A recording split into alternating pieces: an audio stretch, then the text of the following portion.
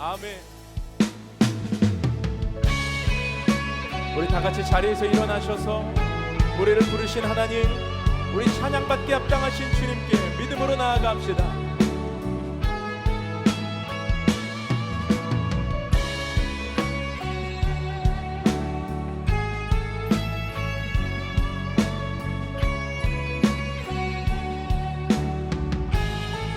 아침이 밝아올 때에, 아침이 밝아올 때에 찬양의 맘 주시네.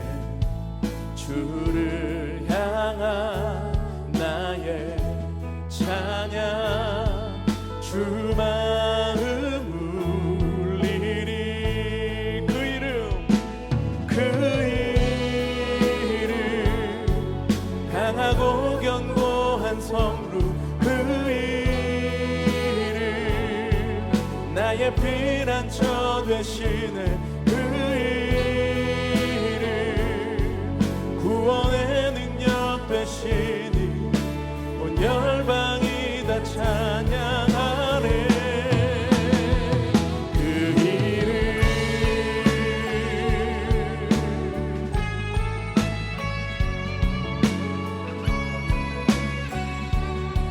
우리 한 번 더 고백합시다. 주의 이름 부를 때, 주의 이름 부를 때 나의 맘 채우소서. 내 삶을 주께 드리며 주 이름 높이리. 그 이름, 그 이름 강하고 견고한 성루, 그 이름 나의 피난처 되시네. 그 이름 구원의 능력 되시니 온 열방이 다 찬양하네. 그 이름, 그 이름 강하고 견고한 성루, 그 이름 나의 피난처 되시네. 그 이름 구원의 능력 되시니 온 열방이 다 찬양. 그 이름의 능력을 선포합니다. 그 이름, 예수 그리스도의 그 이름, 생명의 이름, 능력의 이름을 찬양합니다.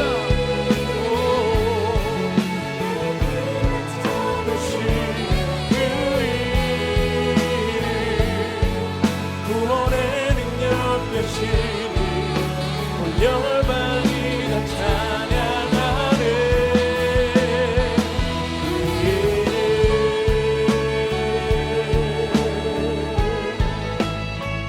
할렐루야.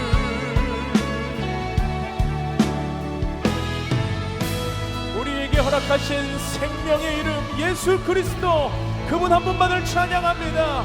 주여 역사하여 주시고 주님 홀로 영광을 받아 주옵소서. 할렐루야.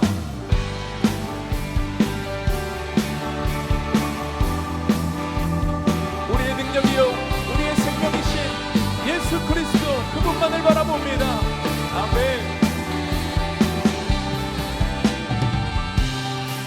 하늘에 계신 아버지 이름 거룩하며 주의 영광 이곳에 가득하길 기도하네. 하늘에 계신 아버지 이름 다 외치며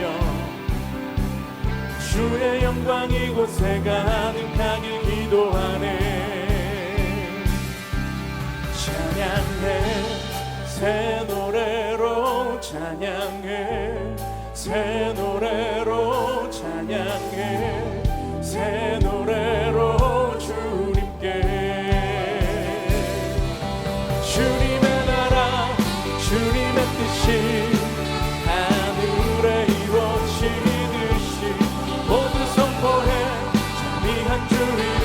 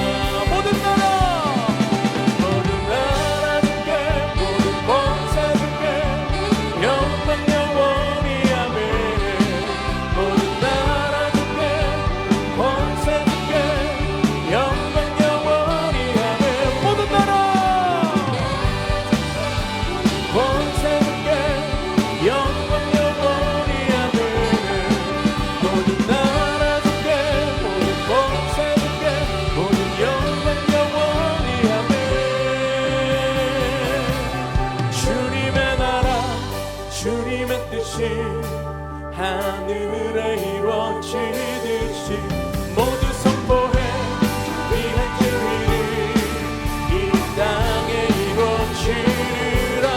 주님의 나라 주님의 뜻이 하늘에 이루어지듯이 모두 선포해 위한 주의를 이 땅에 이루어지리라. 할렐루야. 오직 예수 그리스도의 이름만이 그분의 뜻이 땅 가운데 이루어질 줄로 믿습니다. 선포합시다. 찬양합시다.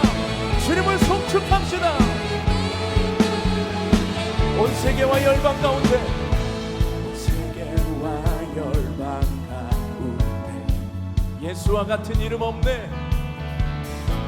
예수와 같은 이름 없네. 죄악과 어두운 세상 죄와 어두운 세상 유일한 소망 예수와 비교할 수 없네. 한 번 더 온 세계와 열방 가운데 세계와 열방 가운데 예수와 같은 이름 없습니다. 예수와 같은 이름 없네.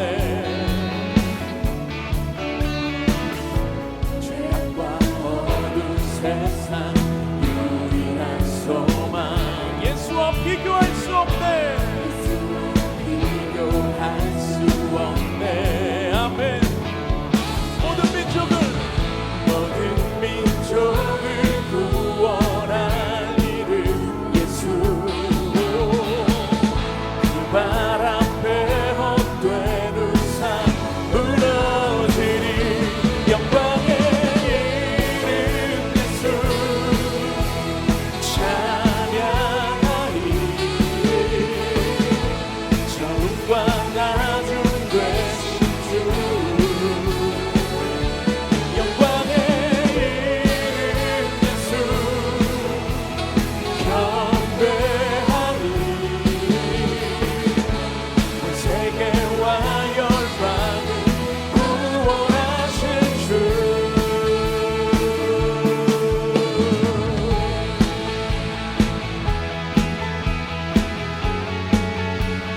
세계와 열방 가운데 세계와 열방 가운데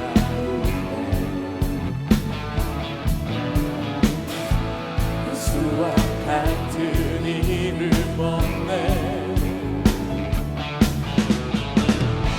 죄악과 어두운 세상 유일한 소망 예수와 비교할 수 없네.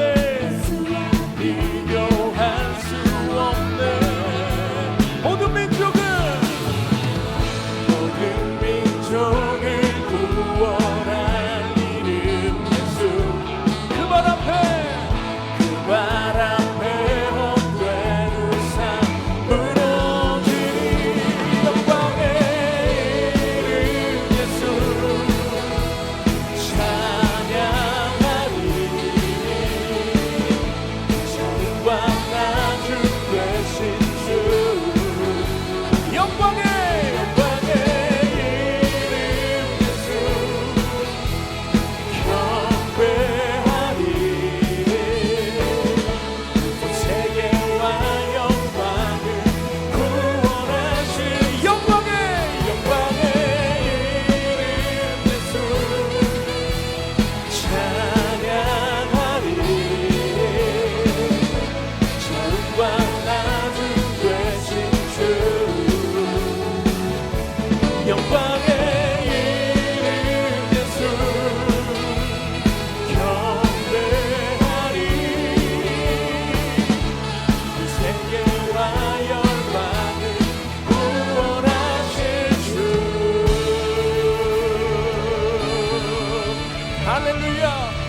예수 그리스도의 이름이 온 땅과 열방의 구원자 되심을 선포합니다.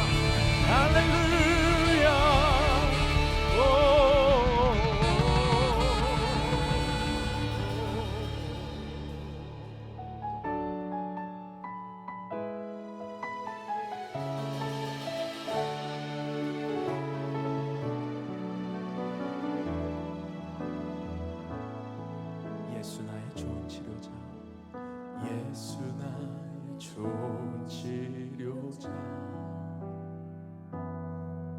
그의 눈이 머무는 곳은 나의 슬픔과 고통. 고개를 들어 그의 눈을 볼 때에 난 알았네. 예수 나의 좋은 치료자. 예수 나의 좋은 치료자. 그의 손길이 닿는 곳은 나의 상처와 아픔, 영원히 흐를 것 같았던 눈물 다 멈췄네. 예수 나의 치료자. 나 노래하리라. 나 노래하리라. 천한 나를 돌아보신 구세주를 찬양해. 하늘 닿는 곳까지 내 손 들리라. 예수 나의 치료자.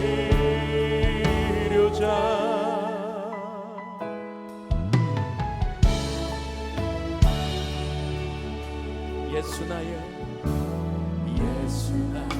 좋은 치료자. 그의 눈이 머무는 곳은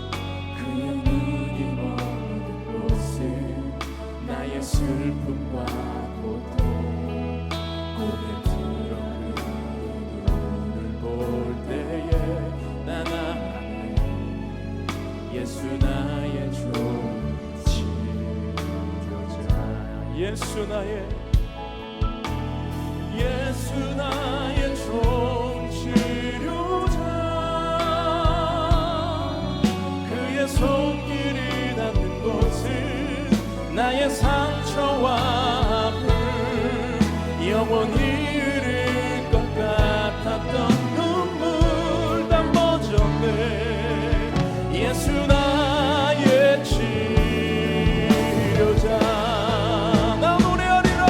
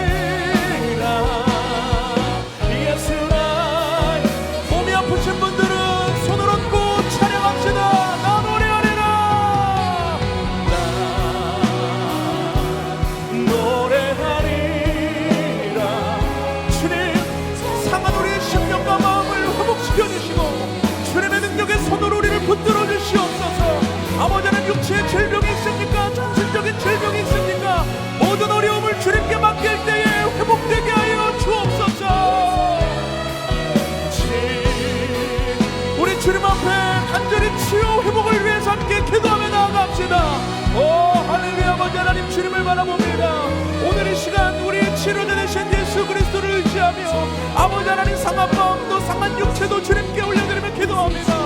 우리의 마음을 새롭게 하여 주시고 우리의 마음이 주님 앞에서 회복되게 하여 주시고 우리의 영이 살아나게 하여 주옵소서. 불가능을 가능케 하시는 하나님의 기적의 역사가 아버지 하나님 우리의 삶 가운데 임하게 하여 주옵소서. 주여 역사하여 주옵소서. 하나님 우리의 마음의 심령 가운데 예수님의 살아계심이 경험되어지기를 원합니다.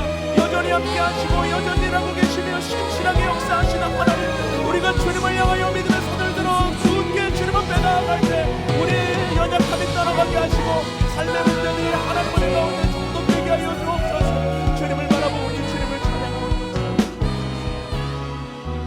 우리 한 번 더 기도할 때에 두 손을 가슴에 대시기 바랍니다. 오늘 주님 인격적으로 경험하고 싶으신 분들 하나님 앞에 전심으로 구하며 나아갑시다. 하나님, 우리는 주님이 필요합니다. 우리는 예수 그리스도의 그 이름과 그 인격적인 터치가 필요합니다. 천한 나를 돌아보신 주님의 치유의 손길을 경험하게 하여 주옵시고 오늘 이 시간 우리 흔들리는 믿음이 오직 주의 은혜로 견고한 믿음 되어서 주님 앞에 다시 나아가게 하여 주옵소서. 우리로 회복시켜 주시고 우리를 치유하여 주시고 우리의 믿음이 주님을 향하여 더욱더 세워지게 하여 주옵소서. 우리 주님을 간절히 구하며 인격적인 터치를 구하며 기도하며 나아갑시다. 오 할렐루야. 아버지 하나님이여, 오늘 이 시간 살아계신 주님을 경험하길 원합니다. 아버지 하나님 역사하여 주셔서 우리의 믿음 가운데 하나님의 능력의 손길이 임하게 하여 주옵시고 주님의 뜻이 이루어지게 하여 주옵시고 주님의 성령의 역사가 아버지 하나님께 기도하고 나아가는 모든 이들 가운데 나타나게 하여 주옵소서. 인격적인 터치를 구합니다. 인격적인 만남을 구합니다. 하나님 주님이 필요합니다. 우리 인생에 주님이 필요합니다. 우리 인생에 주님 한 분만으로 충분하게 하시고 다른 것 구하지 아니하게 하시고 살아계신 주님 한 분만으로 나아가 우리의 삶의 어두움이 따라가는 것을 경험하게 하여 주옵소서. 오 주님, 우리의 삶의 가장 크고 뜨거우신 주님의 팔을 의지하며 나아가오니 주여 우리 가운데 믿음을 더하시고 주여 우리 가운데 생명을 더하시고 주여 우리 가운데 소망을 더하시고 주여 우리 가운데 성령 충만함을 허락하여 주옵소서. 거룩하고 존귀하신 사랑의 하나님, 주님의 은혜를 찬양합니다. 오늘도 주님의 은혜 가운데 나오게 하셨사오니 우리의 믿음이 흔들리지 않게 하여 주옵시고 살아계신 주님을 향하여 다시 견고한 믿음이 되게 도와주시옵소서. 하나님, 우리가 주님 앞에 두 손을 높이 들고 하나님의 치유하심을 구하며 기도했습니다. 주님, 인격적인 터치가 일어나게 하여 주옵시고 우리 인생에 가장 필요한 것은 바로 주님의 은혜이며 주님의 사랑이오니 우리가 이 분명한 믿음 붙들고 나아가게 하여 주옵소서. 오늘도 말씀을 듣는 자리에서 우리의 영의 귀가 열리기를 원하고 주님의 뜻을 분별하는 믿음의 시간 되기를 원합니다. 말씀을 방해하는 모든 사단이 떠나가게 하시고 우리가 대적하며 나아갈 때 주님의 나라가 임하게 하여 주옵소서. 함께 하실 주님을 찬양하오며 예수님의 이름으로 기도하옵나이다. 아멘. 사랑해요 목소리 높여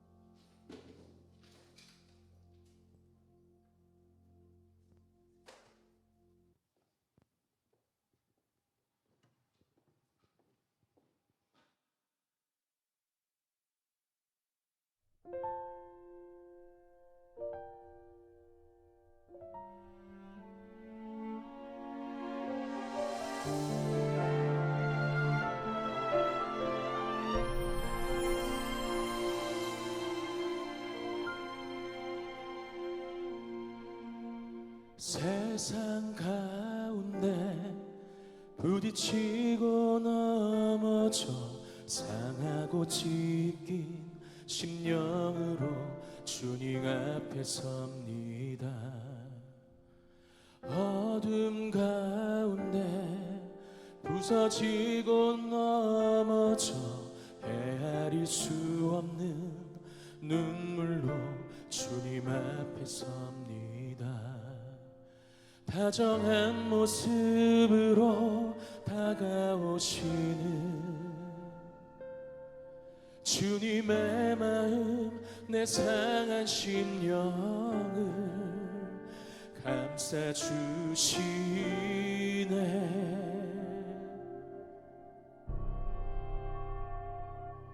상하고 찢긴 심정으로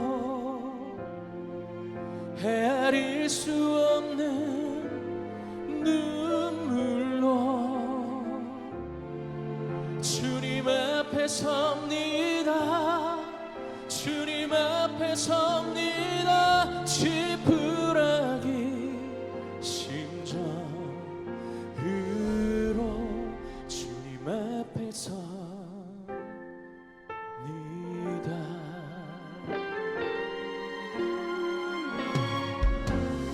어둠 가운데 부서지고 넘어져 헤아릴 수 없는 눈물로 주님 앞에 섭니다. 언제나 한결같이 위로하시는 주님의 음성, 흐르는 눈물을 닦아주시네.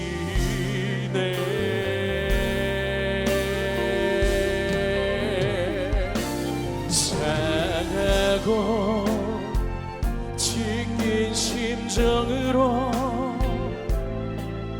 헤아릴 수 없는 눈물로 주님 앞에 섭니다. 주님 앞에 섭니다. 지푸라기 심정으로 위로의 주님을 바라봅니다. 치유의 주님을 찬양합니다.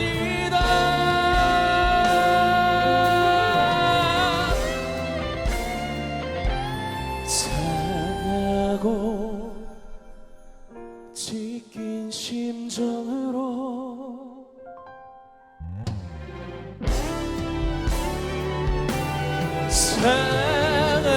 상하고 찢긴 심정으로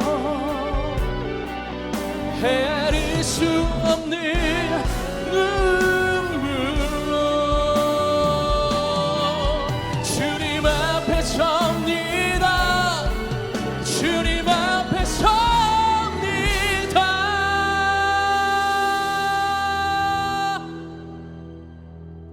지푸라기 심정으로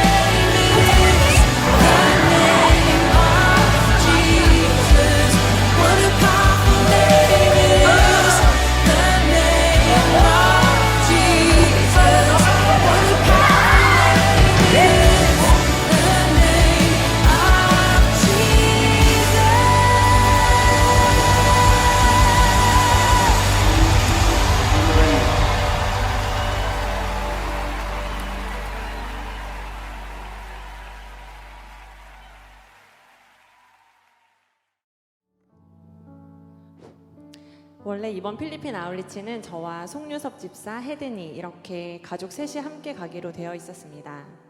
남편이 작년 여름에 필리핀 아울리치를 다녀온 이후로 시도 때도 없이 필리핀 이야기를 하고 사진과 영상을 열심히 보여주며 인생 최고의 선교 여행이었다고, 다음에 꼭 같이 가족이 가야 한다고 귀에 못이 박히게 이야기를 해왔기에 저 또한 1년 동안 손꼽아서 이 시간을 기다렸습니다.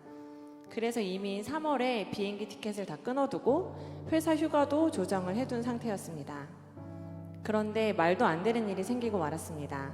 출발을 딱 열흘 남기고 남편이 아울리치 연습 겸 농구 게임을 하다가 발목을 심하게 다쳤고 붓기가 너무 심해서 MRI를 찍어보았는데 발목 인대가 완전히 끊어지고 만 것입니다.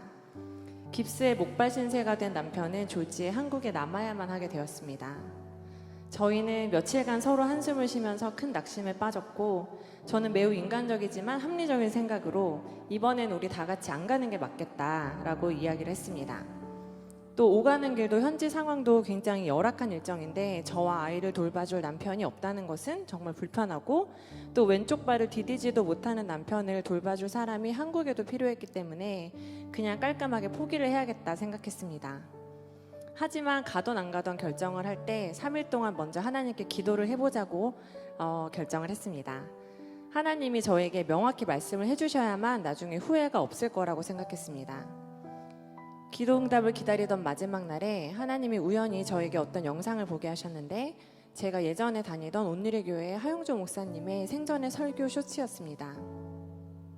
갑자기 이 본문으로 말씀을 하시는 거예요. 죽은 자들로 죽은 자를 장사하게 하고 너는 가서 하나님의 나라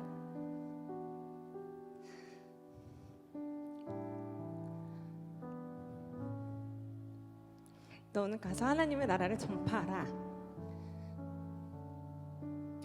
누가복음 9장 60절이었습니다. 그 순간 저는 확 깨닫게 됐어요. 나는 나의 소명이 있구나. 누굴 따라서 결정하는 게 아니라 각자의 부르심에 따라서 응답을 하고 순종을 해야 하는구나. 그리고 잠자리에 들기 전에 오랜만에 매일 묵상책을 열었는데 그날 본문의 제목이 자발적인 순종이었습니다. 하나님은 절대 우리에게 강요하지 않으신다는 거예요. 하지만 우리가 진짜 그분을 만나면 자원하는 마음으로 기쁘게 순종을 하게 된다. 그 또한 정말 저에게 하나님을 생각하게 하는 아주 클리어한 음성으로 다가왔습니다. 더 이상 주저할 일이 아니었습니다. 저희 9살 딸에게도 상황 설명을 하고 하루 동안 기도를 해보라고 이야기를 했습니다. 혜든이가 등굣길에 진지하게 알았어 엄마 하고 학교를 갔습니다. 그리고 저녁에 만났을 때 엄마 나도 거기서 꼭 해야 할 일이 있을 것 같아. 아빠가 못 가도 나는 갈게 라고 하더라고요. 작은 순종이지만 상황에 휘둘리지 않고 하나님께만 휘둘리는 저희의 결단이 꼭 귀하게 쓰임을 받은 아울리치가 되기를 소망하게 됐습니다. 구밭에서의 저희 사역은 하루에 1개씩 4개의 마을에 4일간 진행이 되었습니다. 오전에는 마을에 가가오 방문을 해서 사탕과 부채를 나눠주며 아이들을 사육 장소로 초대했습니다. 오후에 약속한 시간이 되면 만남의 장소인 동네 농구장에는 이미 수백 명의 사람들이 가득 모여서 저희를 기다리고 있었습니다. 2시간 동안 신나게 찬양과 율동, 미니 운동회를 해주고 열심히 뛰고 나면 일사불란하게 저희가 피딩 사역을 시작했습니다. 한 200~300명의 사람들에게 영양가 높은 죽을 담아서 나눠주다 보면 집에 있는 빈 그릇을 챙겨와서 남은 죽을 달라고 하는 아이들을 많이 보았습니다. 또한 자기도 어린데 더 어린 아이들을 업고 몇 시간 동안 다니는 아이들도 있었습니다. 한국에서는 볼 수 없었고 또 보려고 하지 않았던 모습들을 구밭에서는 매일같이 볼 수 있었습니다. 죽을 나눠주고 나면 형제들의 농구 경기가 바로 시작됩니다. 필리핀에서는 농구가 국기일 정도로 굉장히 전 국민이 사랑하는 스포츠이기 때문에 작은 마을 경기인데도 심판들이 제대로 심판 복장을 갖추고 등장할 뿐 아니라 장내 아나운서까지 마이크로 중계를 하며 분위기를 띄웁니다. 경기 하프타임이 되면 저희의 하이라이트인 공연팀이 무대로 뛰어나가서 열심히 준비한 워십과 케이팝 댄스 그리고 무언극을 선보였습니다. 말이 통하지 않아도 우리의 몸짓과 표정에는 난 너에게 꼭 예수님을 전하고 말 거야 라는 진심이 담겨 있었고, 그래서인지 공연을 하는 사람도 보는 사람들도 많이 울었습니다. 후반전 경기를 봐야 하기 때문에 아무도 그 자리를 떠나지 않았고 그 기회를 이용해서 현지 목사님은 예수님을 전하였습니다. 필리핀 사람들이 좋아하고 열광하는 것을 통해서 우리가 전략적으로 복음을 전할 수 있게 길을 열어주신 하나님께 감사했습니다. 제가 이번 아울리치에 오면서 한 가지 바람이 있었는데 새로운 하나님을 만나고 싶다는 것이었습니다. 대학 청년부 때 굉장히 열심히 교회와 선교단체에서 다양한 사역을 했고 남미, 유럽, 아프리카 등등 2-3달짜리 해외 아울리치도 여러 번 다닌 저에게는 이제는 정말 새로울 게 없다라는 답답함이 자리 잡고 있었습니다. 하나님을 프레시하게 만나는 사람들을 보면 정말 부럽고 작은 일에도 놀라고 감동받는 성도들을 보면서 저만의 옛 추억에 잠기기도 했습니다. 그런데 둘째 날에 산 이그나시오라는 마을에서 How Great Is Our God이라는 찬양으로 워십 댄스를 할 때였습니다. 하늘이 유난히 파랗고 높게 느껴졌습니다. 그리고 구름 기둥이 저희 머리 위를 가리우면서 시원한 바람 한 줄기가 불어오는데 갑자기 8년 전에 한 선교지에서 이 찬양을 참 많이 부르던 때가 생각났습니다. 그리고 그때나 지금이나 동일하신 하나님, 신실하신 하나님이 바로 내 하나님이라는 사실이 문득 큰 위로가 되었습니다. 나는 자꾸 이전에 경험해보지 못한 그 무언가를 추구했지만 내가 믿는 하나님은 그때나 지금이나 변함없이 나를 사랑하고 돌보신다는 것이 오히려 저에게 큰 평강을 주었습니다. 선교지가 좋은 점은 나의 은사가 대단하지 않아도 모든 시키는 일을 열심히 해보는 기회가 된다는 것입니다. 대형교회를 오래 다니면서 저도 모르게 나서지 않는 습관이 생겼습니다.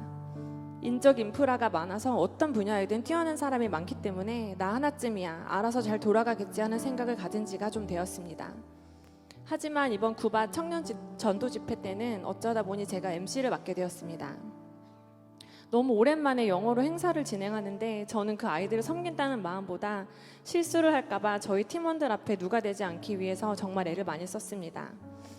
비행기 안에서 큐시트를 보고 대본을 쓰고 녹음을 하고 다시 들어보고 하면서 준비를 했습니다. 하나님 은혜로 이 전도 집회를 웃음과 눈물 속에 잘 마치고 하나님이 저에게 이런 말씀을 하시는 것 같았습니다. 지인아, 꼭 잘해야만 섬기는 게 아니야. 완벽할 필요도 없어. 네가 겸손한 마음으로 최선을 다해서 노력했으니 그게 너의 상급이야 라고. 그동안 제 안에 자리 잡은 완벽주의를 깨고 부드러운 음성으로 저를 불러주시는 것 같았습니다. 한국에서 항상 바쁘게 직장을 다니고 매일 가사노동에 아이 픽업 시간을 분 단위로 챙기며 살다 보니까 이렇게 일주일 동안 선교지에서 짜여진 일정대로 움직이고 차려주시는 밥을 먹고 그렇게 사는데 얼마나 기쁨이 가득했는지 모릅니다. 내 삶의 주인이 내가 아니라 하나님이면 이렇게 심플하고 행복한 것이구나. 예수님이 말씀하신 가벼운 멍에를 맨다는 것이 어떤 것인지 조금이나마 경험하는 시간이었습니다. 이번 필리핀 사역을 통해서 수백 명의 아이들이 모여있는 것이 볼 때마다 감동을 받게 했습니다. 우리나라에서는 보통 국내 사역을 가면 거의 노인들만 계시고 어린이나 학생을 찾아보기가 점점 어려운데 그 땅에는 복음의 미래가 가득했습니다. 우리가 열심히 전하고 제자화해서 그들이 나중에 우리처럼 전 세계로 퍼져나가는 선교사로 준비될 수 있도록 도와야 할 사명이 있겠다는 소망을 품게 되었습니다. 아직도 할 일이 많다는 것을 확신할 수 있었습니다. 또한 저희 팀 46명 중 13명의 자녀들이 4살부터 너나 할 거 없이 땀 흘리며 열심히 자기 몫을 하는 것을 보면서 하나님의 사역에는 나이도 성별도 경험도 관계없고 다 자기의 충분한 분량이 있음을 깨달을 수 있었습니다. 후방 선교사로 함께해 주시고 후원해 주신 우리 주는교회 성도님들께 감사드리고 여러분 모두를 내년 필리핀 아울리치에 초대합니다. 선교는 특권이고 선물입니다. 감사합니다.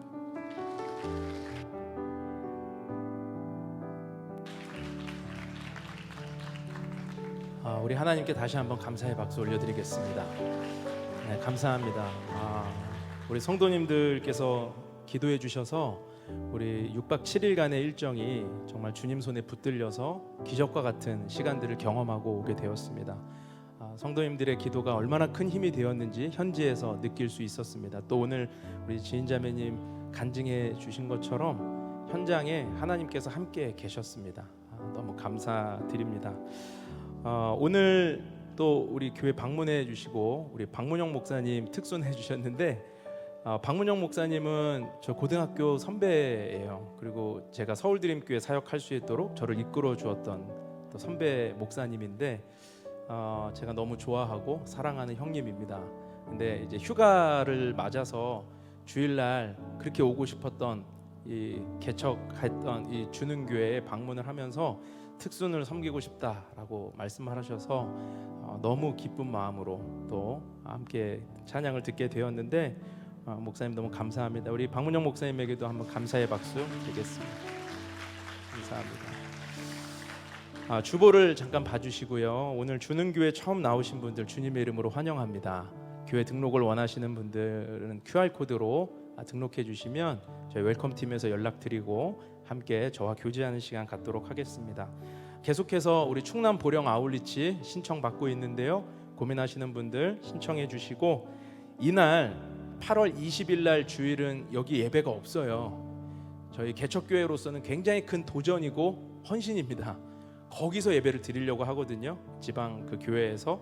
그러니까 그냥 그날 아예 신청을 하셔서 함께 그곳에서 예배 드렸으면 좋겠습니다. 신청해 주시고요.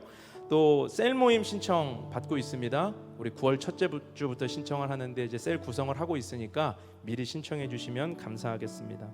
주능교회 틴즈 여름 캠프 안내 드리는데 우리 웨이브 파크에서 우리 아이들 서핑도 배우고 또 수영도 배우고 공동체 게임과 기도회와 비전 나눔을 통해 올 여름 뜨겁게 하나님 인격적으로 만나기를 원하니까 우리 부모님들 신청해 주시고 함께 동참해 주시면 감사하겠습니다. 그리고 한 가지 기도 부탁드릴 게 있습니다. 우리 2주 전에 박영준 전도사님 부임을 했는데 전도사님이 지난 주간에 그 형님이 갑작스러운 이 교통사고를 당해서 지금 굉장히 상태가 안 좋은 상황이에요. 그리고 박영준 전도사님이 아마도 그 집안의 가장 역할을 하고 있었다 보니까 지금 학교도 갑자기 휴학을 하면서 이제 그 일을 위해서 가족 안에 이제 헌신하고 있습니다. 교회는 함께 기도하겠다라고 말씀을 전했고요. 또 기다려주겠다 말씀을 전했습니다.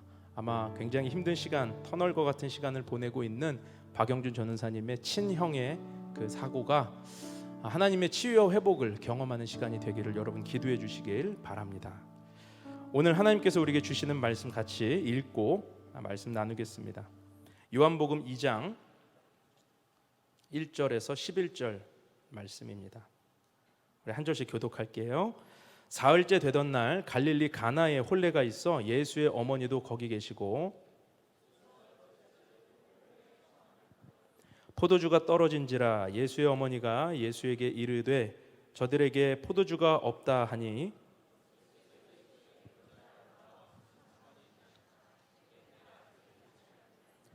그의 어머니가 하인들에게 이르되 너희에게 무슨 말씀을 하시든지 그대로 하라 하니라.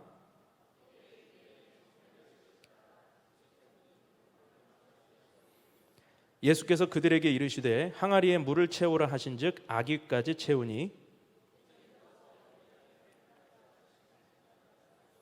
연회장은 물로 된 포도주를 맛보고도 어디서 났는지 알지 못하되 물 떠온 하인들은 알더라. 연회장이 신랑을 불러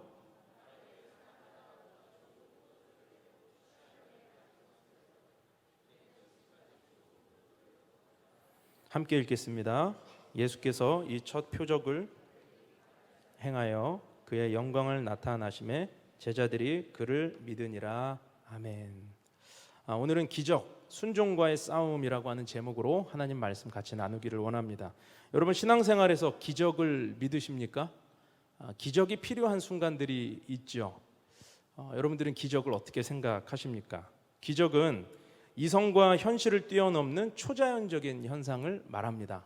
그리고 기적은 이 불가능한 인간의 힘으로는 해결할 수 없는 불가능한 이 현실에 나타나는 일입니다. 그래서 기적의 근거는 절대로 인간의 능력이 될 수 없다라는 거죠. 기적은 오직 하나님의 능력으로만 나타날 수 있다라는 것입니다.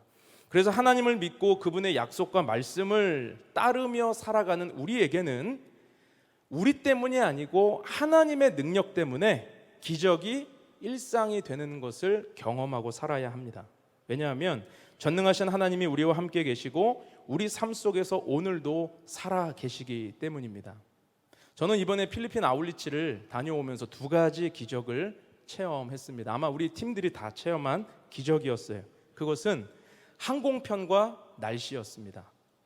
우리가 출발하기 3주 전쯤에 예약해 놓은 아시아나 항공이 노조 파업이 있었습니다. 조종사 노조 파업이 있었어요. 아마 여러분들도 기사로 접하셨을 텐데 갑작스럽게 출발 3주 전에 그 사건이 벌어진 겁니다.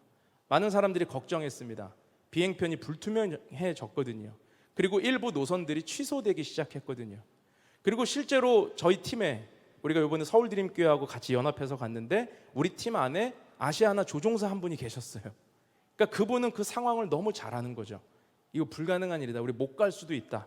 비행편이 불투명하기 때문에 일정을 바꾸든지 아니면 항공편을 바꿔야 된다. 이제 이런 현실적인 대안들이 막 나오기 시작했습니다. 그때 이제 전체 모임 중이었는데 제가 기도 인도를 하면서 선포했습니다. 여러분 같이 기도합시다. 우리가 너무 잔잔하게 준비하니까 하나님이 세게 기도할 수 있는 기회를 주신 겁니다. 여러분 기도합시다. 근데 그 조종사 형제님이 속으로 그렇게 생각했대요. 안 되는데 누구보다 회사 사정을 잘 알 거 아니에요. 그런데 너무 놀라운 일이 벌어졌습니다. 우리가 출발하기 한 주 전에 갑작스럽게 노조 파업이 잠정 중단된 거예요. 그러니까 뭐 2.5% 임금 인상안을 잠깐 받아들이고 2주 동안은 정상 운영을 하고 생각해 보았다가 2주 후에 다시 파업을 하겠다라는 이 내부적인 결정이 있었다는 겁니다. 그런데 그 2주가 저희가 다녀오는 딱 그 2주에 딱 한 주간이에요. 포함되어 있는. 그러니까 우리가 항공편을 바꾸지 않아도 되고 우리가 일정을 바꾸지 않아도 하나님께서 예정된 일정을 소화할 수 있게 하셨다는 거죠. 여러분 놀랍지 않습니까? 여러분들 일 아니라고 별로 감동이 없으시죠? 저희는 깜짝 놀랐어요. 그 조종사 형제님은 뒤로 넘어질 뻔했어요. 너무 놀라운 일이다라는 거죠. 말도 안 되는 일이다라는 거죠. 기적이죠. 날씨도 기적이었습니다. 우리가 출발하기 전날까지 선교사님이 계속 카톡으로 연락을 주시는 거예요. 목사님 날씨가 너무 안 좋습니다. 날씨가 너무 안 좋습니다. 태풍이 오고 있습니다. 또 비가 한번 오는데 뭐 멈추질 않습니다. 그래서 또 기도하자고 외쳤어요. 우리가 가는 곳에 하나님께서 좋은 날씨를 허락하셔서 예정하신 사역들을 하실 수 있게 우리가 간구했습니다. 놀라운 사실은 우리가 필리핀에 도착하는 날부터 떠나는 날까지 그 6일 동안 날씨가 너무 좋았고 우리가 마닐라에서 비행기를 타니까 비가 내리기 시작하는 거예요. 이것도 감동이 없으시죠? 그런가 보다 하십니까? 여러분 기적이죠. 기적이에요. 필리핀의 7월이 우기기 때문에 태풍도 빈번하기 때문에 선교사님도 놀라는 거예요. 한 번은 이런 일도 있었습니다. 우리가 어떤 마을에 작년에 트라우마가 있던 마을이 있었어요. 너무 뜨거워갖고 그늘도 없고 햇볕만 쨍쨍하고 근데 그날 오전에도 햇볕이 쨍쨍한 거예요. 야, 작년에 이어서 이 마을 죽었다 생각을 했죠. 근데 하나님이 오후부터 갑자기 구름 기둥을 가려주시고 우리가 실제 사역하는 그 시간에 맞춤형으로 하나님의 날씨를 역사해 주시는데 나중에 누가 그러는 거예요. 아우 추워. 진짜예요. 그리고 바람개비를 만들어서 아이들한테 나눠주고 바람개비 한 300개를 그 마을 아이들에게 나눠주고 작년에는 우리가 바람개비를 돌리려고 뛰어다녔거든요. 형제들이 이렇게 뛰어다니면 애들이 막 우르르 몰려오고 바람개비가 좀 돌아가요. 근데 요번은 어떻게 된 줄 아세요? 우리 인도하는 전사님이 우리 바람개비를 한번 들어볼까요? 이렇게 들었는데 300개가 들어진 동시에 바람이 불어와. 이것도 안 놀라시죠? 깜짝 놀랐어요. 사람들이 어머! 이러면서 탄성이 터지는 거예요. 그리고 300개 바람개비를 주님의 바람으로 돌려주시는 거예요. 여러분 이게 기적이죠. 어떤 집사님은 하도 아울리치 가운데 날씨의 은혜를 경험하니까 이제는 놀랍지도 않아요 목사님 이런 얘기를 너스레를 떨더라고. 그래서 제가 생각했습니다. 아 이게 기적이 일상이 되는 삶이구나. 하나님의 기적을 매일같이 경험하면 이제 놀랍지도 않은 거예요. 이게 당연한 거예요. 왜? 하나님 살아계시니까. 여러분 광야에서의 삶이 그런 것 아니었습니까?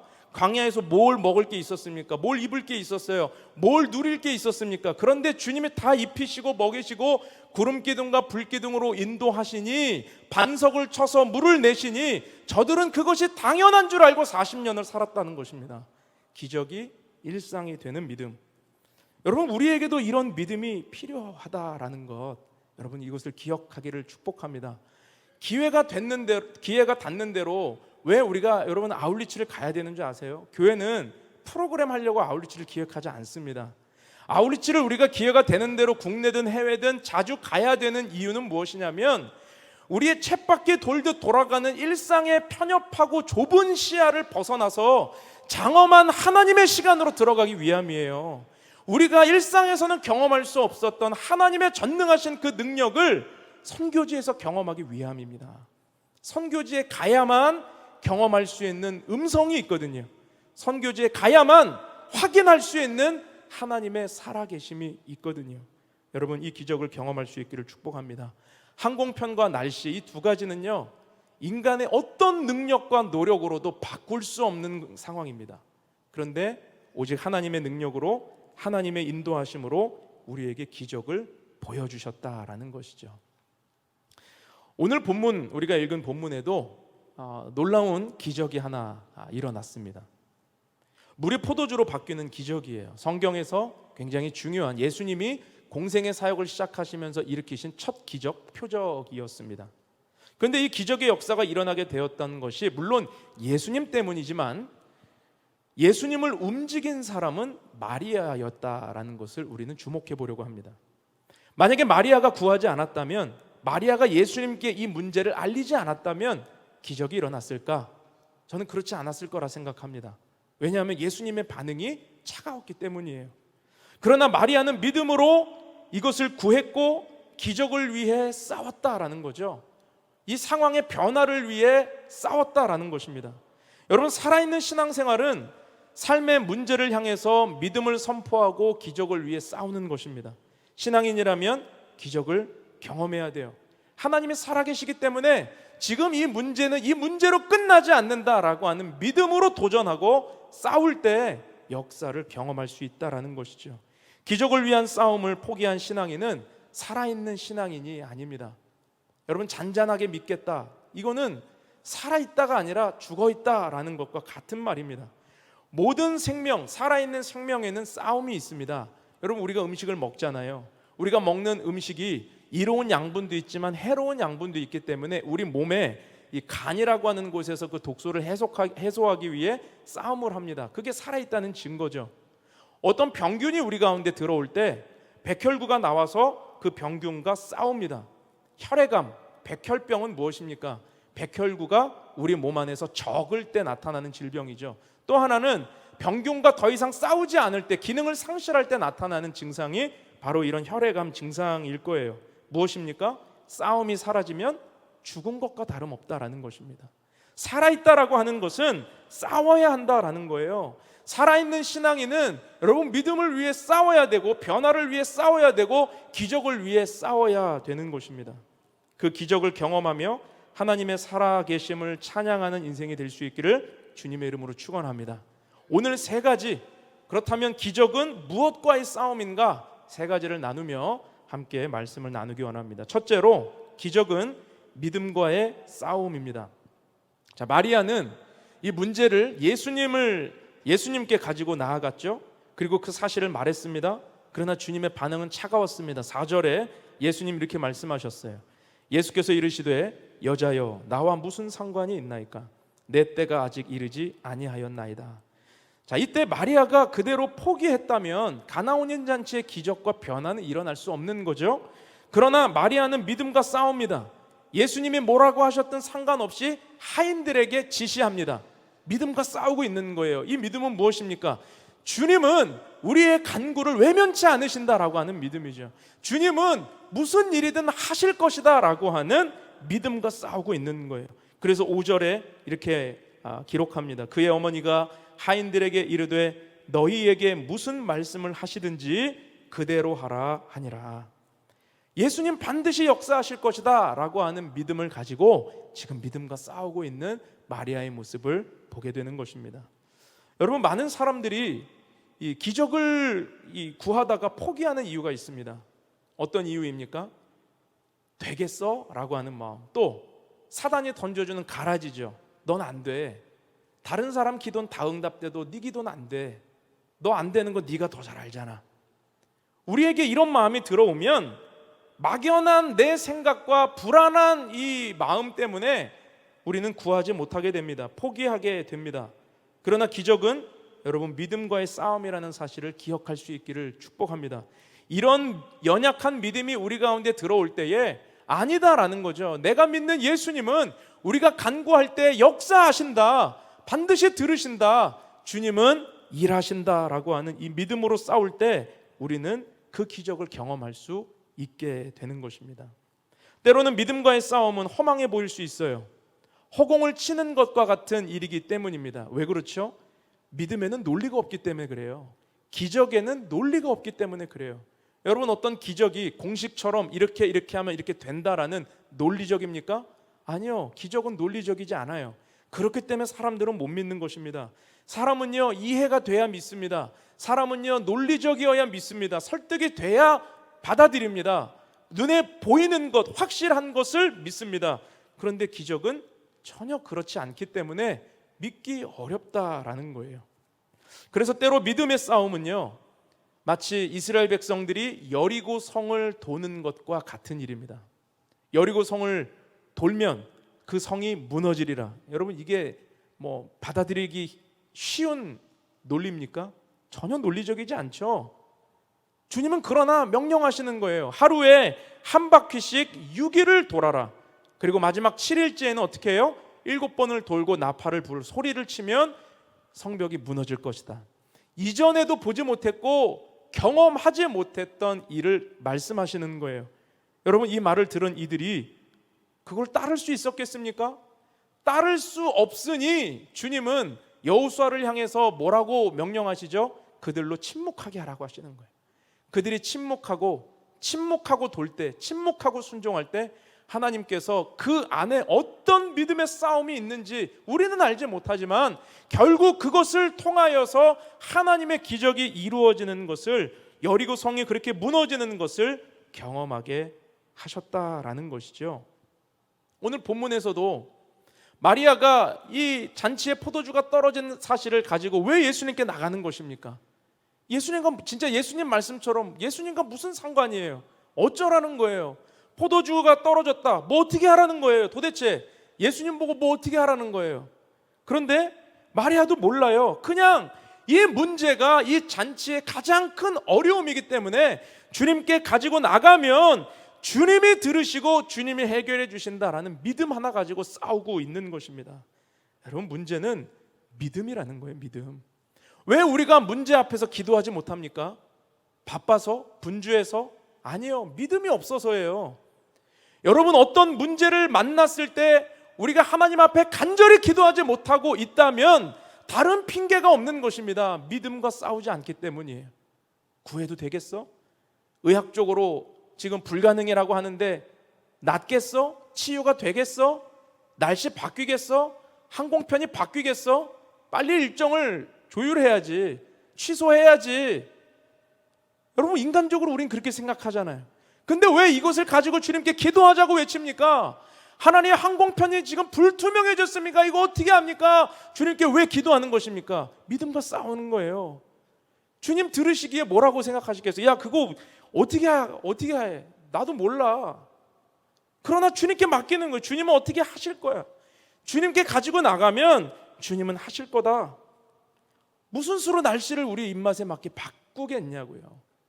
그러나 주님께 가지고 나가면 그 믿음이 주님의 놀라운 통로가 될 수 있다라는 사실, 여러분, 이것을 믿을 수 있기를 주님의 이름으로 축원합니다. 오늘 우리를 가치 있게 만드는 것, 그것이 무엇입니까? 우리의 외형적인, 우리의 환경과 스펙이 아니에요. 여러분, 믿음의 사람은 믿음 때문에 가치 있는 것입니다. 우리에게 하나님을 믿는 그 믿음, 그분의 전능하심을 굳게 믿는 그 믿음이 오늘 우리를 가치 있게 만든다라는 사실을 기억하는 은혜가 있기를 바랍니다. 우리 앞에 어떤 산과 같은 어려움이 있으십니까? 그러나 여러분, 꼭 기억하십시오. 여러분 눈에 보이는 산과 같은 장벽은 더 이상 커지지 않습니다. 산은 더 이상 커지지 않아요. 우리의 믿음이 작아졌다 커졌다를 반복하면서 그 대상을 바라보고 있을 뿐입니다. 그렇다면 우리가 구해야 되는 것은 믿음이에요. 믿음과의 싸움이에요. 우리의 믿음이 그 산보다 더 커질 수 있다면 그 문제는 더 이상 문제가 되지 않을 것입니다. 나의 하나님이 문제보다 크시다는 믿음을 갖게 되기를 주님의 이름으로 축원합니다. 두 번째, 우리는 무엇과 싸워야 하는가? 기적은 순종과의 싸움이라는 것이죠. 오늘 또 보니까 주목하고 싶은 대상이 나오는데 바로 물떠온 하인들입니다. 오늘 기적에 사실 처음부터 끝까지 이 모든 상황과 변화를 지켜보았던 사람들은 다른 사람들이 아닌 이 하인들이었어요. 예수님께서 항아리에 물을 채우라 말씀하시니 하인들이 물을 채웠네요. 또 그 물을 떠다가 이제 잔치장에 갖다 주라, 연회장에 갖다 줘라, 그 물을 떠다 갖다 준 사람들도 하인들입니다. 그들은 처음부터 끝까지 이 기적의 주인공들이고 증인이 되고 있다라는 사실입니다. 그런데 무엇이 기적을 나타나게 한 것이냐라는 거죠. 물론 예수님의 능력이죠. 그러나 그 기적을 나타나게 한 것은 하인들의 순종이었다라는 사실을 우리는 기억해야 됩니다.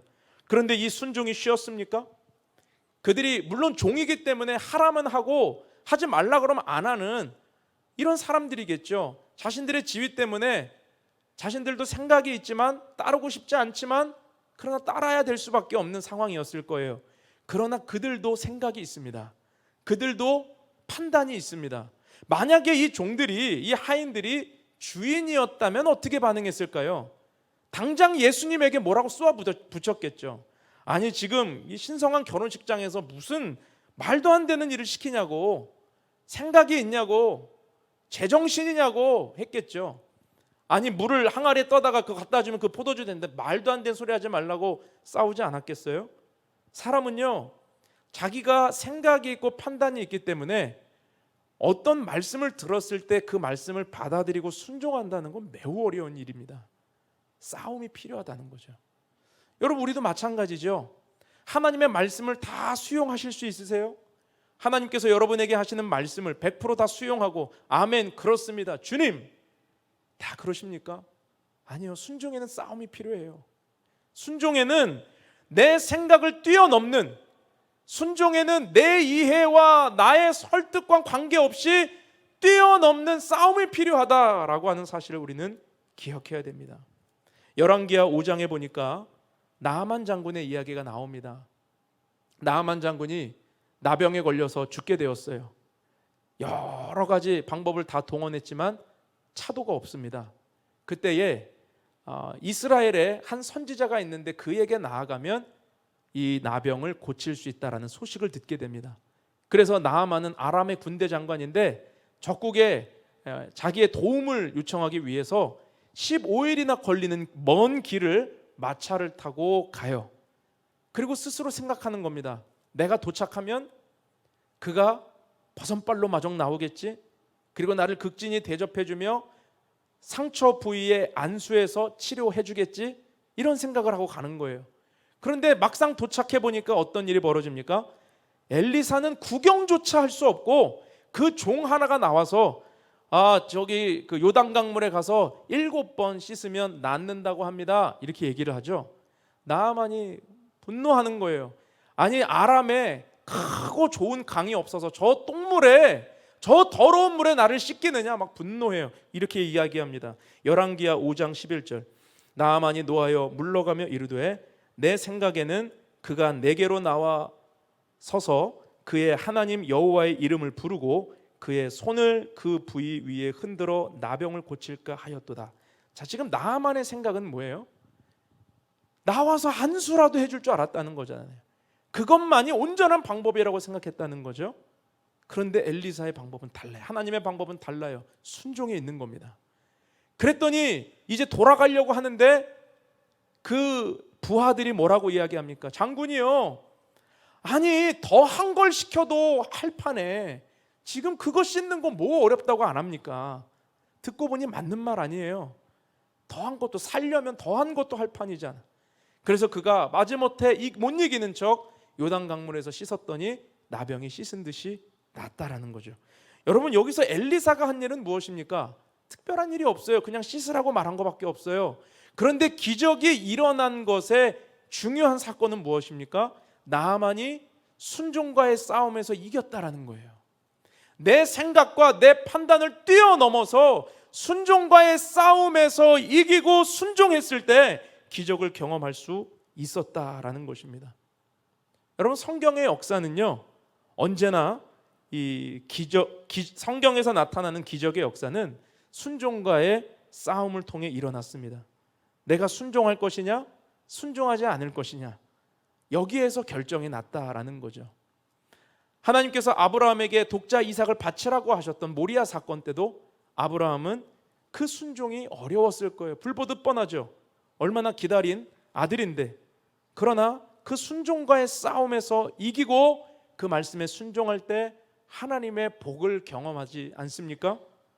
여러분, 요단강 앞에 선 이스라엘 백성들, 이제 요단강물을 건너가야 가나안을 정복할 수 있습니다. 그런데 하나님은 건너가라 말씀하시는데 물은 요동하지 않아요. 아무것도 일어나지 않아요. 그때 그들의 마음이 어땠겠어요? 이거 뭐야? 홍해처럼 안 갈라지네? 홍해는 갈라놓고 건너게 해주셨는데 지금 요단강물은 요지부동이에요. 주님은 들어가라 말씀하시고 있습니다. 그때 그들이 순종과의 싸움에서 어떻게 합니까? 이기잖아요. 순종과의 싸움에서 제사장들이 법궤를 메고 들어가니까 허리춤에 찼을 때 비로소 물이 갈라지기 시작하죠. 여러분, 우리의 삶에도 이런 일들이 연속적으로 일어나게 되는 것입니다. 우리의 생각과 판단으로는 우리는 순종할 수 없죠. 그래서 우리는 싸움이 필요해요. 싸운다는 건 생명이 있다는 뜻입니다. 여러분, 싸워서 내가 순종할 수 없는 하나님의 말씀 앞에 우리가 싸움으로 우리의 연약함과 싸우고 우리의 불신과 싸우고 우리의 생각과 싸울 때 그 싸움에서 이기면 기적을 경험할 수 있다라고 하는 것입니다. 때로 순종과의 싸움에서는 내적 갈등이 있습니다. 지독한 외로움도 있습니다. 주변 사람들의 비난도 감수해야 됩니다. 그러나 그 싸움을 인내하며 경험했던 사람들에게 하나님의 선하신 뜻이 이루어지게 될 줄로 믿습니다. 오늘 9절 말씀을 기억하십시오. 물떠온 하인들은 알더라. 여러분, 순종한 사람은 아는 거예요. 기도했던 사람은 아는 거예요. 순종해본 사람은 아는 거예요. 하나님께서 얼마나 역사하시는지. 여러분, 이것을 경험할 수 있기를 축원합니다. 종교개혁자 마틴 루터는요, 나는 기적을 행하기보다는 순종하고 싶다라고 말했습니다. 무슨 말입니까? 기적은 내가 이룰 수 있는 게 아니잖아요. 우리의 역할은 뭐예요? 순종밖에 없어요. 하나님이 하실 일을 기대하고 순종하면 지금 당장은 이해하지 못하지만 주님의 뜻이 이루어질 때 우리의 삶에 불가능한 상황이 역전되고 순종을 통해 기적이 나타나게 되는 것, 여러분, 이것을 경험할 수 있기를 주님의 이름으로 축원합니다. 마지막으로 기적은 말씀과의 싸움입니다. 사실 오늘 예수님이 하신 일, 이것은 이렇게 해라, 물을 떠다 채워라, 물을 떠다 주어라 라고 하신 것밖에 없죠. 그러나 그 말씀의 비밀이 있습니다. 그 말씀의 기적이 나타났습니다. 예수님의 말씀대로 순종했더니 기적이 일어났다라는 거죠. 하나님은 태초에 천지를 말씀으로 창조하셨다라는 것을 우리는 기억해야 됩니다. 하나님의 말씀에 능력이 있어요. 하나님의 말씀에 생명이 있다라는 것입니다. 그래서 우리는 약속하신 말씀을 붙잡고 싸워야 합니다. 내가 이기기 위해서, 내가 어떤 구하는 것을 얻기 위해서가 아니고요, 그 말씀이 이 땅에서 이루어지도록 우리는 싸워야 하는 것이죠. 여러분, 우리의 삶에 포도주가 없는 게 문제가 아닙니다.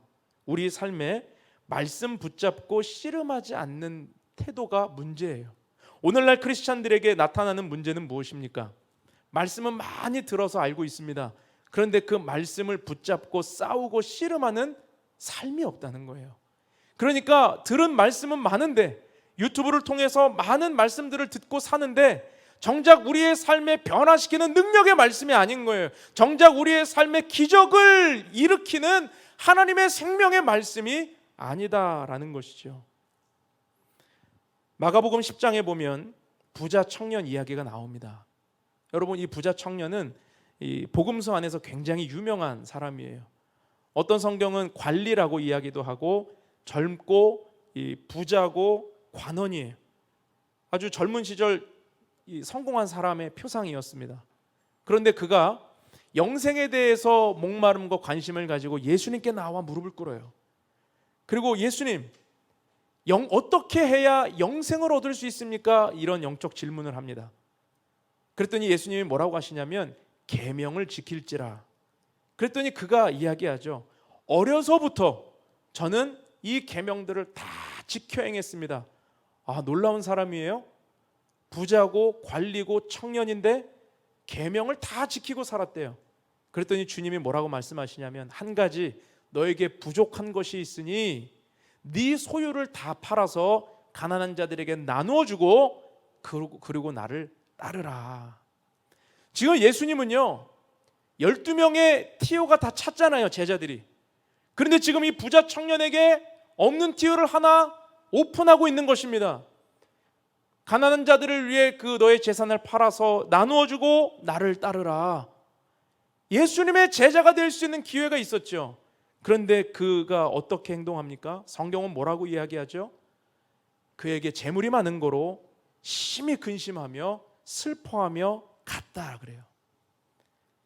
성경은 그가 가서 다시 예수님께 돌아오지 않았다라는 걸 우리에게 말씀하고 있습니다. 여러분, 무엇입니까? 말씀은 들었는데, 예수님의 말씀을 받았는데 그 말씀을 가지고 싸워내지 않으니까 변화가 없는 거예요. 내 생각대로 판단하고 결정하게 되었다라는 것입니다. 여러분, 오늘날 크리스찬들의 모습이 바로 이와 같지 않은가? 주님의 말씀은요 우리의 상황과 환경 가운데 날마다 들려옵니다. 그런데 그 말씀으로 우리가 근심은 해요. 우리의 삶에 찔림도 있어요. 그런데 그 말씀 붙잡고 씨름하고 싸우지 않으면 주님의 뜻은 이루어지지 않는다라는 것, 여러분, 우리는 이것을 주목해야 됩니다. 많은 이들이 말씀 앞에 찔림을 경험합니다. 말씀 앞에서 하나님의 뜻이 이것인가 고민합니다. 번뇌합니다. 그러나 싸우지 않아요. 그 말씀이 나를 사로잡으시도록 내어주지 않아요. 그 말씀이 나의 삶의 생명이 되도록 내어주지 않는다라는 것이죠. 여러분, 하나님의 말씀이 들려올 때 그 말씀 붙들고 싸우고 씨름할 수 있기를 주님의 이름으로 축원합니다. 말씀을 맺겠습니다. 싸움이 있다라고 하는 것은 살아있다라는 뜻입니다. 아직 내가 믿음의 싸움을 싸우고 순종의 싸움을 싸우고 또 말씀의 싸움을 싸우고 있다면 여러분, 우리는 살아있는 신앙인입니다. 그런데 예수를 믿으면서도 싸우지 않는 사람들이 있어요.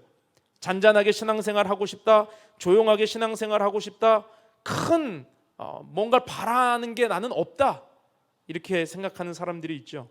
그러나 여러분, 이 모습은 살아있으나 죽은 자와 같은 모습이라는 것을 우리는 기억해야 됩니다. 우리에게 생명력이 가장 왕성할 때가 언제입니까? 치열한 싸움이 있을 때입니다. 교회가 언제 싱싱해지는 줄 아십니까? 문제 앞에 기도할 때예요. 문제 앞에 싸울 때예요. 기적을 구할 때예요. 여러분, 악한 사단을 대적하며 힘 있는 교회가 되고 능력 있는 성도가 된다라고 하는 사실을 믿을 수 있게 되기를 축복합니다. 왜 하나님께서 우리에게 생명력을 주셨습니까? 싸우라고 주신 것입니다. 여러분의 삶에 어떤 어려움이 있을지라도, 어떤 불가능한 일이 있을지라도 오늘 주님의 말씀을 붙잡고 그것을 기적을 구하며 싸우실 수 있기를 주님의 이름으로 축원합니다. 싸울 때 변화가 일어납니다. 싸울 때 역사가 일어납니다. 싸울 때 하나님 일하십니다. 이 믿음으로 이번 한 주간 승리할 수 있기를 축원합니다. 우리 함께 기도합시다. 거룩하신 하나님, 오늘 주님께서 가나 혼인 잔치에 물이 변하여 포도주가 된 기적을 보게 하시니 감사합니다. 포도주가 떨어지는 것이 주님과 아무 상관이 없었다라고 하는 것을 주님 말씀하셨지만, 마리아는 괜찮지 않은 믿음을 가지고 믿음과 싸웠습니다. 주님, 이 상황을 주님께 맡깁니다. 주님께 드립니다. 주님께 올려드립니다. 그 믿음과 싸웠을 때 기적이 일어나고 하나님의 뜻이 이루어지는 것을 보게 됩니다. 주님, 우리에게도 이 믿음이 있게 하여 주옵시고, 기적과 정말 싸워 나아가는 믿음을 싸우고 순종에 싸우고 말씀에 싸워 하나님의 기적을 이루고 경험하는 삶을 살아가는 복된 자리를 살아가게 하여 주옵소서. 하나님, 산과 같은 문제들이 우리의 인생 가운데 다가올 때 산은 더 이상 커지지 않는다라고 하는 것을 우리가 기억하게 하여 주시고, 우리의 믿음과 싸워 나아갈 때 우리의 믿음을 키워주시는 주님을 바라보며 승리하는 자리에 서게 하여 주옵소서. 오늘도 문제를 향하여 두려움을 갖고 있는 성도들의 삶에 하나님 강한 믿음으로 싸움을 싸우며 생명력을 바라는 자리에 서게 하여 주시고 크신 하나님을 의지하며 주님의 뜻을 이루어드리는 복된 자리에 서게 하여 주옵소서. 감사를 드리며 예수님의 이름으로 기도하옵나이다. 아멘. 우리 다 같이 자리에서 일어나셔서 함께 찬양하며 봉헌하겠습니다. 전능하신 나의 주 하나님을 능치 못하실 일 전혀 없네. 우리의 모든 간구도 우리의 모든 생각도 우리의 모든 꿈과 모든 소망도 신실하신 나의 주 하나님을 우리의 모든 괴로움 바꿀 수 있네. 불가능한 일 행하시고 죽은 자를 일으키시니 그를 이길 자 아무도 없네. 주의 말씀 의지하여 깊은 곳에 금을 던져 오늘 그가 놀라운 일을 이루시는 것 보라. 주의 말씀 의지하여 믿음으로 금을 던져 믿는 자에게 능치. 우리 두 손 높이 들고 고백합시다. 주의 말씀 의지하여 깊은 곳에 오늘 그가 놀라운 일을 이루시는 것 보라. 주의 말씀 의지하여 믿음으로 금을 던져 믿는 자에게 능치. 믿는 자에게 능치 못함 없네. 믿는 자에게 능치 못함. 믿는 자에게 능치 못함 없네. 믿는 자에게 능치 못함 없네. 거룩하신 하나님, 우리에게 허락하신 모든 것이 주님의 것임을 고백하며 이 시간 예물을 드립니다. 11조와 감사헌금, 선교헌금과 주일헌금을 주님께 드리오니 마음에 정한 예물을 드릴 때에 주님 기뻐 연락하여 주시고 드리는 마음마다 하나님의 손길이 임하게 하여 주시고 복을 내려 주옵소서. 이 예물이 사용되어지는 곳에 하나님의 뜻이 이루어지게 하시고 예수 그리스도의 생명이 증거되게 하여 주옵소서. 지금은 우리를 죄에서 구원하신 예수 그리스도의 은혜와 하나님 아버지의 크신 사랑과 성령님의 교통하심이 기적, 순종과의 싸움에서 우리가 승리하여 하나님의 뜻을 이루어드리는 복된 삶을 살아가기 원합니다. 고백하며 주님을 구하는 사랑하는 주의 백성들 머리머리 위에와 그 가정과 삶의 모든 터전 위에, 지금도 열방에 흩어져 헌신하는 선교사님들의 가정과 사역 위에 이제로부터 영원토록 함께 하시기를 간절히 축원하옵나이다. 아멘. 우리 찬양받게 합당하신 주님께 큰 영광의 박수, 감사의 박수 올려드립니다. 예배가 모두 마쳤습니다. 한 주간 평안하시기 바랍니다. 아울리치 모임이 이 자리에 있으니까요, 같이 아울리치 가시는 분들은 함께 남아주시면 감사하겠습니다.